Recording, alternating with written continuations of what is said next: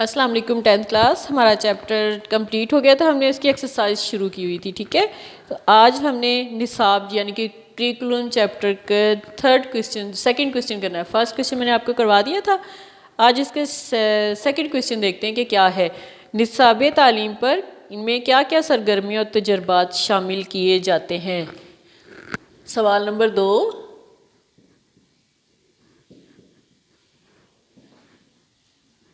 نصاب تعلیم میں کیا کیا سرگرمیاں اور تجربات شامل کیے جاتے ہیں.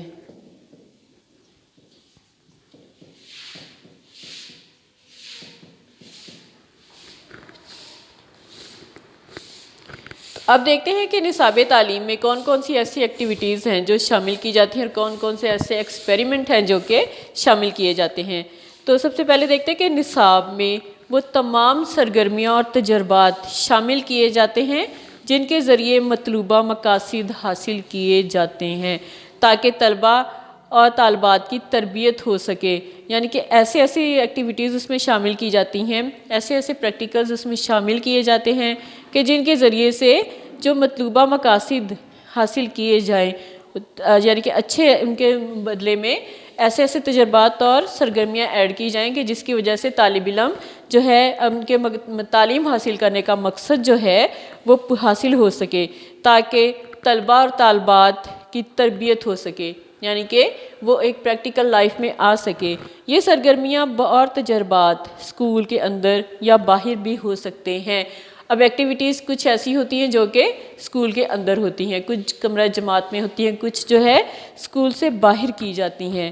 نصاب تعلیم میں وہ سرگرمیاں اور مہارتیں رکھی جاتی ہیں جن کے ذریعے علم, مہارتیں اور رویوں میں تبدیلی لائی جاتی ہے, اور یہ سرگرمیاں بچوں کی ذہنی معیار اور جسمانی معیار کے مطابق رکھی جاتی ہیں. یعنی کہ نصاب تعلیم میں اس طرح کی ایکٹیویٹیز ایڈ کی جاتی ہیں کہ جن کے ذریعے سے بچے کے اندر جو ہے علم کی مہارتیں اور اس کے رویے میں کچھ تبدیلی لائی جا سکے. یعنی کہ بچے کو جو ہے جب اسکول میں داخل ہوتا ہے تو اس کے رویے اور تبدیلی اس کے اور ہوتے ہیں. ٹھیک ہے, تو جیسے جیسے وہ علم حاصل کرتا جاتا ہے اس کی مہارتیں نکھرتی جاتی ہیں اور اس کے اندر جو ہے اس کے رویے بھی تبدیل ہونا شروع ہو جاتے ہیں اس کے مطابق. ٹھیک ہے, جس طرح اس کے جو ہے علم سے اس کے ذہن کو جلا ملتی ہے تو ساتھ ساتھ اس کے رویے جو ہیں وہ بھی تبدیل ہوتے ہیں.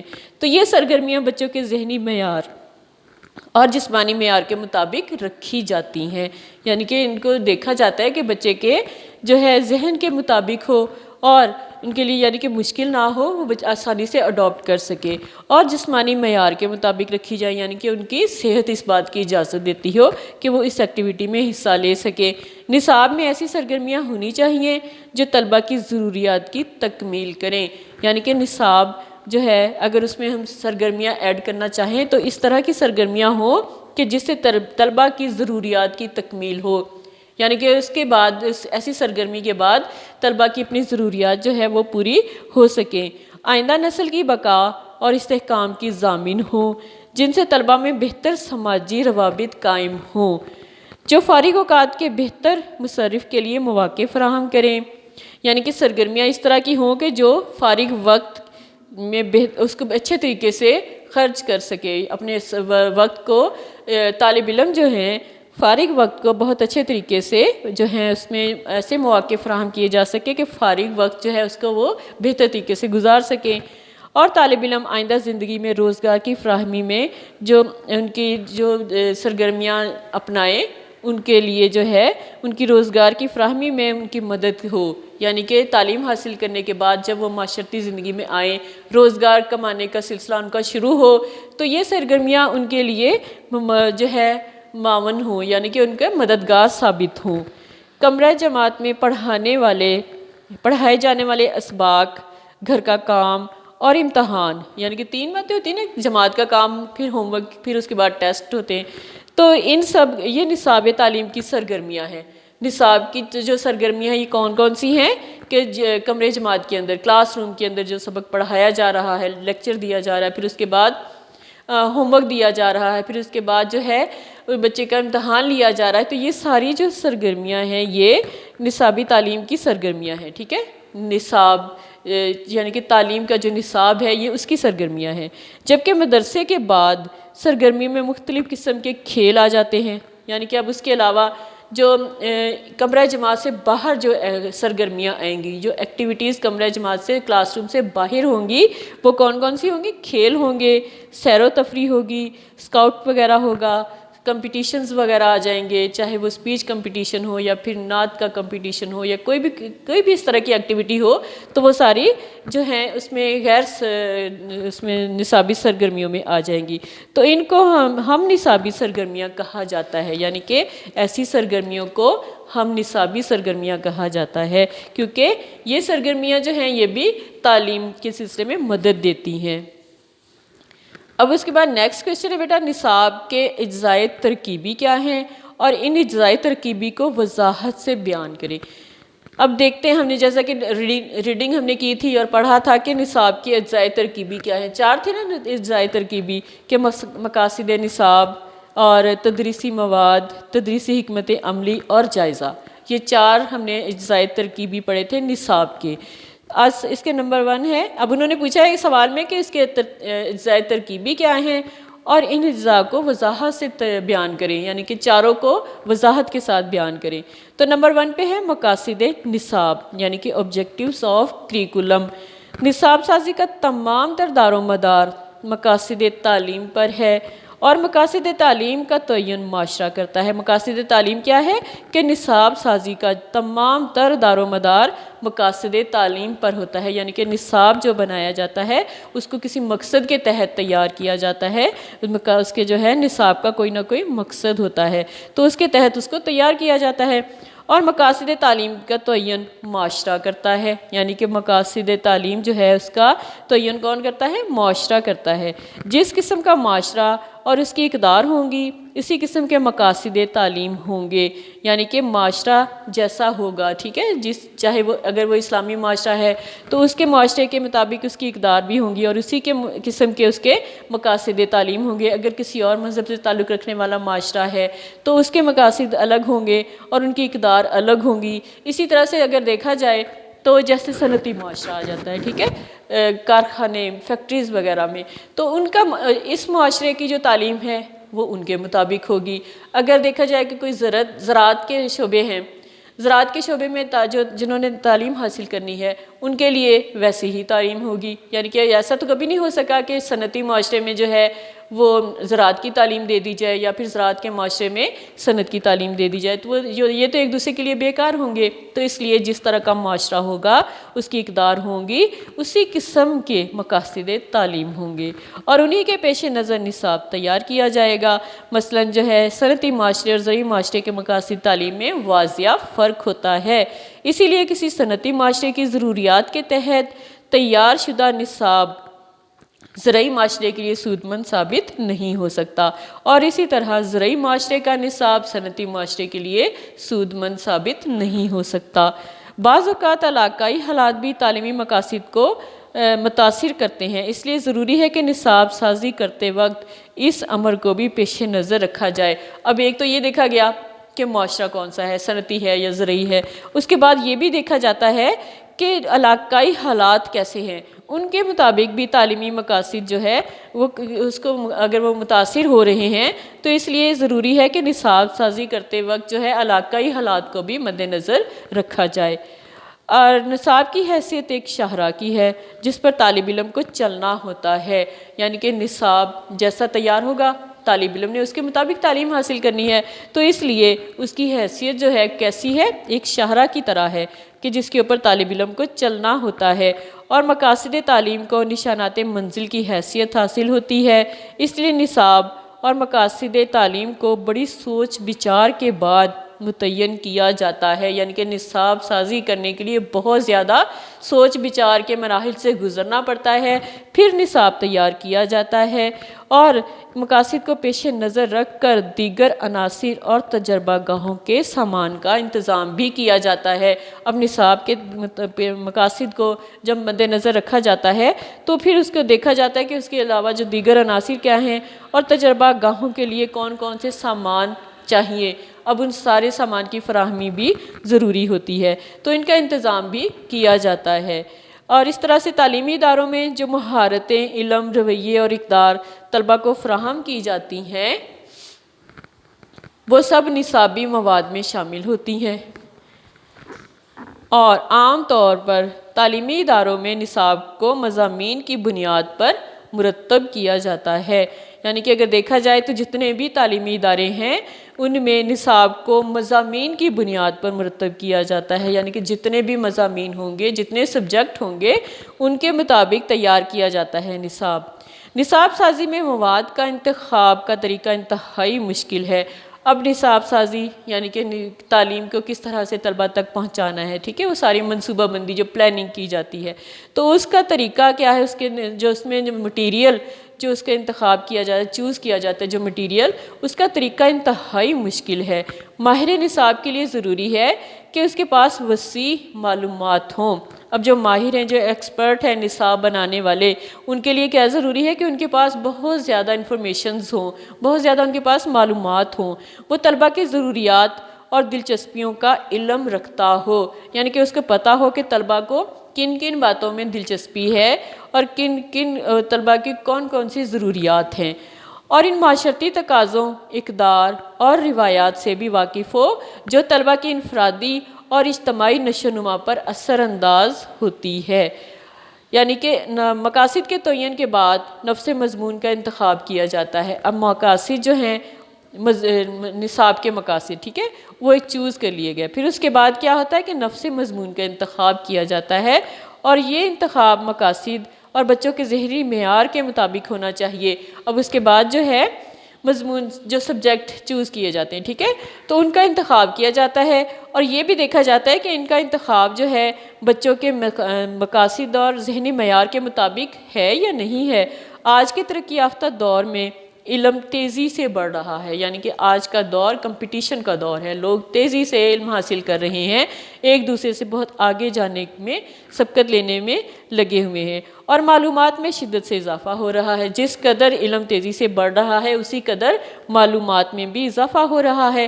اس کے پیش نظر ماہرین کے سامنے سب سے بڑا مسئلہ یہ ہے کہ وہ علوم کے ذخیرے سے کون سے اجزاء نصاب میں شامل کریں۔ اب ماہرین جو ایکسپرٹ ہیں ان کے لیے کیا مشکل پیش آ رہی ہے کہ وہ علوم کے ذخیرے میں، یعنی کہ علم کو اس قدر علم تیزی سے بڑھ رہا ہے، اور اسی طرح سے جو ہے ان کو مشکل ہو رہا ہے کہ علوم یہ اتنے سارے جو علم کے ذخیرہ جو ہے اس میں کون سے اجزاء نصاب میں شامل کریں اور کن اجزاء کو نظر انداز کر دیں۔ اب ان کے لیے یہ مشکل ہو رہا ہے کہ کون کون سے اجزاء کو شامل کیا جائے اور کون کون سے جو ہے ان کو چھوڑ دیا جائے۔ سب تو نہیں نا شامل کیے جا سکتے ورنہ نصاب بہت زیادہ ہو جائے گا، تو اس لیے یہ دیکھا جاتا ہے کہ جو اہم ہے، جو جن کی ضرورت ہے، جو اہم ہے، ان کو شامل کیا جائے۔ تو اس لیے ضروری ہے کہ ماہر نصاب نفس مضمون کو مختلف جماعتوں میں اس طرح تقسیم کریں کہ وہ طلبہ کی ذہنی سطح، عمر اور اہلیت سے مطابقت رکھتا ہو۔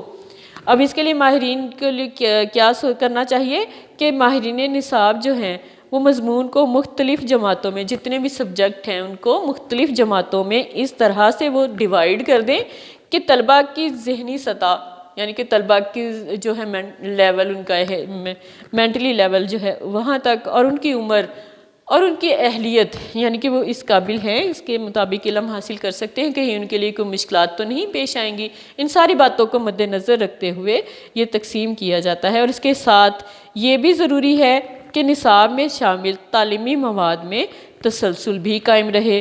اب یہ یعنی کہ اب یہ جماعتوں کے لحاظ سے تقسیم کر دیا گیا علوم کو، ٹھیک ہے، لیکن اس کے ساتھ ساتھ یہ بھی دیکھا جائے گا کہ ان میں ایک تسلسل یعنی کہ ایک سلسلہ ان میں ایک جماعت سے دوسری جماعت میں جب طالب علم جا رہا ہے تو کہیں ایسا تو نہیں جو پہلی جماعت میں سے پڑھ لیا وہ وہیں پہ ختم ہو گیا، آگے وہ اس کا سلسلہ آگے نہیں بڑھا، بلکہ ان کو ایک تسلسل، ان کا ایک سلسلہ آگے بھی جوڑا جاتا ہے، تو ان کو آگے تک لے کے جایا جاتا ہے آہستہ آہستہ، یعنی کہ پہلے چھوٹے لیول پہ، پھر بڑے لیول پہ، پھر اس سے بڑے لیول تک، اس طرح سے اس کو علوم کو شامل کیا جاتا ہے تاکہ ان کا ایک سلسلہ قائم رہے، ایک تسلسل ان میں قائم رہے۔ اور اس سرگرمیوں کا انتخاب کیا جاتا ہے، ٹھیک ہے، نصابی مواد کا انتخاب کرتے ہوئے ایسی سرگرمیوں کا انتخاب کیا جانا چاہیے کہ نصاب طلبہ کی ضروریات کی تکمیل کریں، آئندہ طلبہ کی ضروریات کی تکمیل کریں، اور جن سے طلبہ میں سماجی روابط قائم ہوں، اس طرح کے جو ہیں ان کی انتخاب کیا جائے، اور جو فارغ اوقات کے بہتر مصرف کے مواقع فراہم کریں اور آئندہ زندگی میں روزگار کی فراہمی میں مدد کریں۔ تو یہ بیٹا ہمارا آج کا کوسچن ہم نے 3rd کیا ہے، اس کا باقی میں آپ کو نیکسٹ لیکچر میں کروا دوں گی، ابھی اس کے تھوڑے سے MCQs کروا دیتی ہوں، آپ ان کو نوٹ کر لیجئے گا، ٹھیک ہے۔ نمبر 1،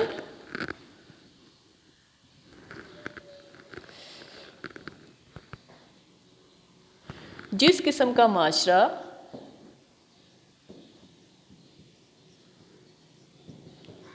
اور اس کی اقدار ہوں گی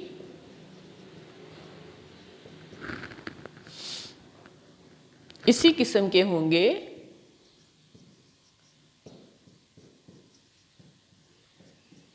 کیا ہوں گے؟ مقاصد تعلیم، مقاصد تعلیم۔ سیکنڈ، ایک صنعتی معاشرے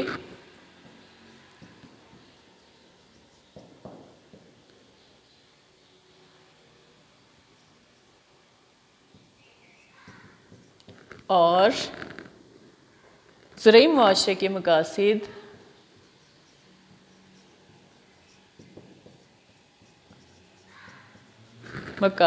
تعلیم میں واضح ہوگا۔ کیا واضح ہوگا؟ فرق، یعنی کہ دونوں میں واضح فرق ہوگا، صنعتی معاشرے اور زرعی معاشرے میں، ٹھیک ہے۔ زرعی معاشرے کا نصاب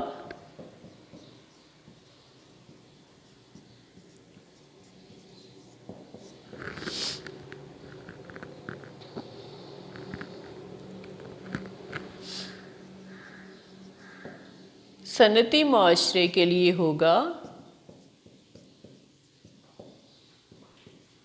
کیا ہوگا؟ بے سود، یعنی کہ اس کا کوئی فائدہ نہیں ہوگا، ٹھیک ہے۔ نمبر 4،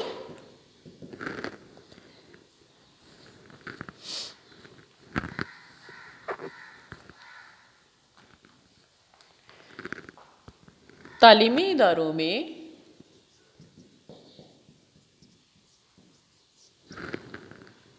نصاب کو مضامین کی بنیاد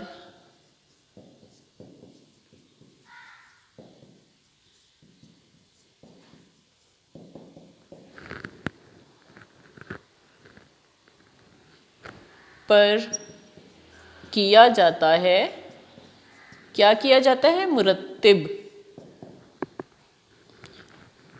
نمبر 5،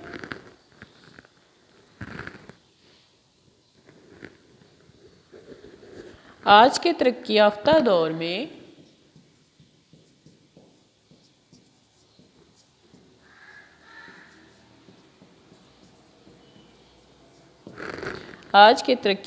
دور میں تیزی سے بڑھ رہا ہے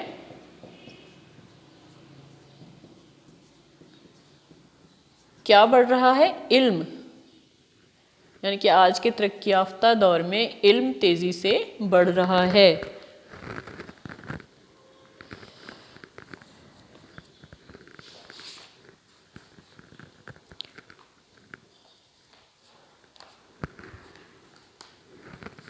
اور تھوڑے سے اور لکھ لیں۔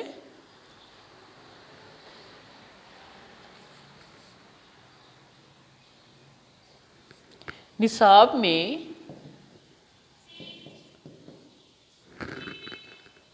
وہ تمام سرگرمیاں اور تجربات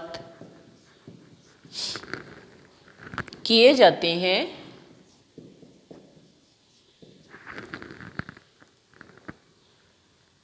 جو اسکول کے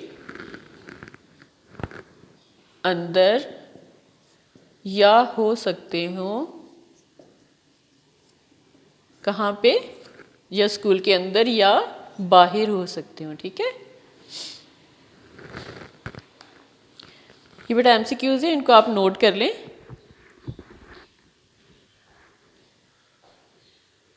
جلدی سے شاباش نوٹ کر لیں، ان کو یاد بھی کیا کریں۔ اوکے بیٹا، آپ کا آج کا لیکچر کمپلیٹ ہو گیا ہے۔ آج ہم نے سیکنڈ اور تھرڈ کویسچن کیا ہے، ٹھیک ہے، نصاب چیپٹر کا۔ اب انشاءاللہ نیکسٹ لیکچر میں آگے اس کے کویسچنز کرواؤں گی۔ اوکے بیٹا، اللہ حافظ۔